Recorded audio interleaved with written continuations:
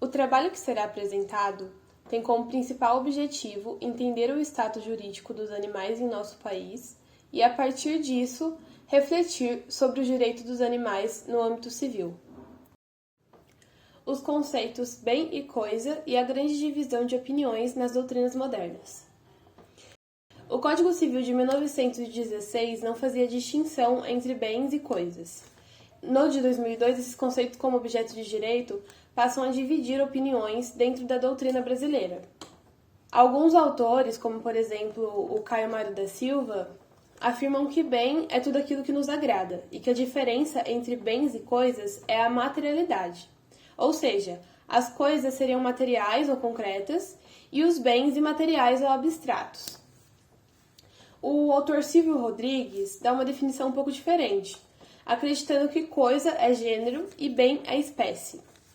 Coisas, portanto, seria tudo que existe objetificamente com a exclusão do homem. E os bens, por serem úteis e raros, são suscetíveis à apropriação e possuem valor econômico.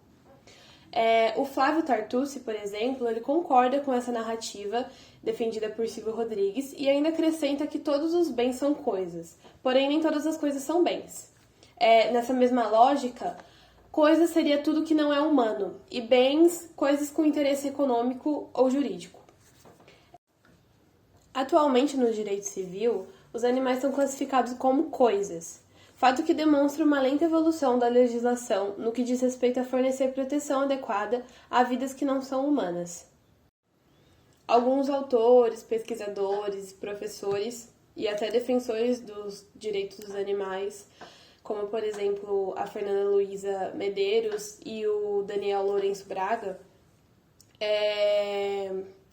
fazem algumas abordagens críticas a respeito de como o direito nasceu de uma visão antropocentrista e que, portanto, as leis elas surgem a fim de nos proteger, de proteger a nossa propriedade, os nossos interesses. E também como o direito, ele é um elemento vivo, ele é um processo que deve se manter em contínua construção e deve se adequar e evoluir de acordo com as necessidades sociais. Entretanto, no Brasil, isso não parece ocorrer no que diz respeito ao direito dos animais não humanos, já que, como citado anteriormente, eles ainda são classificados como coisas dentro do ordenamento jurídico. Nosso país caminha em passos muito lentos para mudanças quando comparado a outros, principalmente no âmbito do direito civil. O fenômeno da descoisificação, por exemplo, que é uma ideia que visa modificar o tratamento normativo que é designado a esses animais, os desvinculando da ideia antiga que os classifica como coisas, tem se espalhado globalmente e tem sido adotado por diversos países. Nessa mesma lógica, vários estudos comprovam que os animais eles podem sentir dor, prazer, angústia, solidão, assim como nós. E esses estudos os classificam como seres sencientes, e essa denominação, sencientes, tem entrado para diversas legislações ao redor do mundo. O avanço dos direitos dos animais no âmbito global. Bom, dois grandes exemplos desse avanço dos direitos dos animais é a Colômbia e Portugal. Na Colômbia, no que diz respeito à lei, o Código Civil ele sofreu alterações na Lei de Proteção Animal número 1777, de 2016, que apesar de manter os animais como bens móveis no artigo 655, acrescentou um parágrafo, que ao contrário do que foi proposto aqui no Brasil, explicitamente reconheceu a qualidade desses seres como seres sencientes. Um ano depois, em 2017, a Corte Suprema de Justiça da Colômbia proferiu uma decisão histórica ao deferir um pedido de habeas corpus em face de um urso andiano.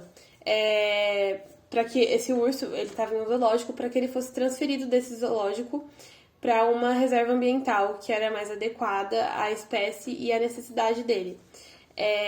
A Corte afirmou, abre aspas, que a designação de direitos em relação aos não humanos só pode vir acompanhada de uma extensão dos princípios jurídicos das pessoas aos seres sencientes, de maneira proporcional e ampla, sem afetar o desenvolvimento agroindustrial, sem reprimir avanços médicos e científicos e sem prejudicar as necessidades alimentares da maioria dos seres humanos. Fecha aspas. Nessa visão, na Colômbia, o habeas corpus hoje é considerado compatível para os demais seres sencientes que não são humanos. Isso porque o país considera eles como sujeitos de direito que não possuem deveres. Em relação a Portugal, em 2016, por unanimidade na Assembleia da República, foi aprovada uma lei que promoveu alterações no Código Civil português quanto ao status jurídico dos animais. Conforme o novo artigo, abre aspas, os animais são seres vivos dotados de sensibilidade e objeto de proteção jurídica em virtude de sua natureza. Lembrando que a lei anterior os classificava como coisas.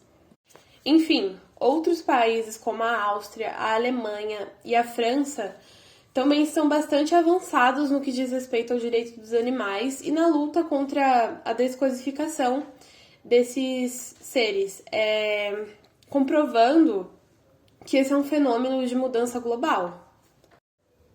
O cenário atual da legislação brasileira, alguns projetos de lei e vertentes de soluções. O direito civil ele encontra-se extremamente atrasado em relação a outros ordenamentos, tanto ao redor do mundo quanto aqui no Brasil, por exemplo, a Constituição Federal de 88 e a Lei dos Crimes Ambientais. E em 2015, o senador Antônio Anastácia, ele propôs um projeto de lei do Senado,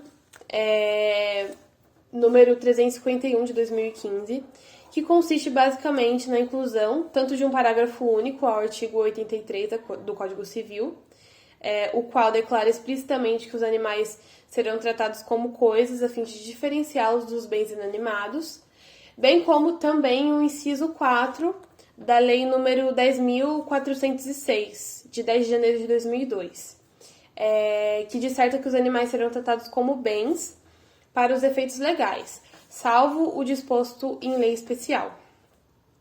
Bom, a justificativa dessa PL afirma que os animais eles devem se enquadrar no conceito de bens, por eles estarem ligados à ideia de direito sem necessariamente caráter econômico. Enquanto coisas, nessa lógica, está necessariamente relacionada à utilidade patrimonial. Portanto, apesar da exclusão dos animais como coisas representar um grande avanço, é importante também salientar que a distinção entre bem e coisas não é unânime, como já foi tratado anteriormente. Além disso, o projeto de lei não faz menção ao fato de se tratar de seres sencientes. Portanto, os animais continuariam atrelados ao direito das coisas. Bom, sobre esse cenário, o autor Flávio Tartucci expõe que existem 3 principais vertentes de pensamento dentro do direito. A primeira vertente, os defensores eles buscariam elevar os animais ao status de pessoas, sendo atribuído a eles, por exemplo, o direito à personalidade.